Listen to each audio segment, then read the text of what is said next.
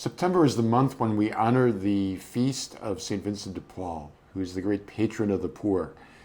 And he reminds me of the presence and the efficacy of the St. Vincent de Paul Society around the country and indeed around the world. I'm blessed to be the National Spiritual Advisor for the Society. I was in Baltimore several weeks ago for their national conference. There's almost 1 million Vincentians scattered throughout the world in the church doing great work. The Society was founded in 1833 by Blessed Frederick Ozanam in Paris. He was 20 years old. He was a student at the Sorbonne. He was debating an atheist about the truth of Catholicism. And the atheist challenged him with a question and said, Mr. Ozanam, if you really believe all this, what are you doing for the tens of thousands of poor people right here in this city, in Paris, that live lives of absolute misery? And that question stung and it inspired him to found a group of college students who were dedicated through their own resources to serve the poor. The society quickly spread. By 1845, it had already spread here to the States, to St. Louis, and now it's a global phenomenon, one of the greatest organizations in the Catholic Church. First goal of the society is to glorify God. Second is to grow in holiness through spiritual friendship within the society. Third is the service of the poor. The heart of the Society of St. Vincent de Paul is the home visit.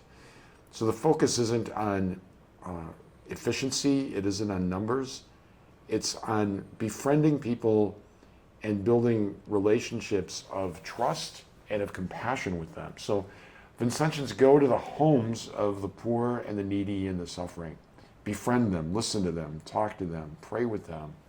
And it's in the context of that relationship then that their needs become known, and the society responds with rent assistance, with utility assistance, with food, with furniture, with clothing. The St. Vincent de Paul stores finance and fuel the great mission of the society, as well as providing resources to the needy. So we see there that the Vincentians live out in a beautiful way Matthew chapter 25, which is, I was hungry and you fed me, I was thirsty, you gave me drink. And it points to the great secret of the saints, that the saints were literally able to see and recognize Jesus Christ in the faces and the lives of the poor, loving him in them. So I just want to give a big shout out to the society throughout our diocese and throughout the country, indeed throughout the world.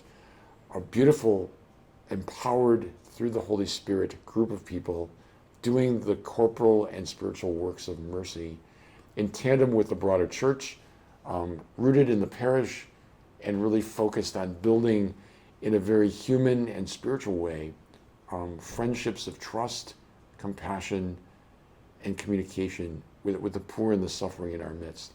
As we honor the feast of St. Vincent de Paul next week, I invite you to pray for the society and to consider joining them. They're always looking for a few good men and women to join their ranks and to be engaged in this tremendous spiritual and charitable effort.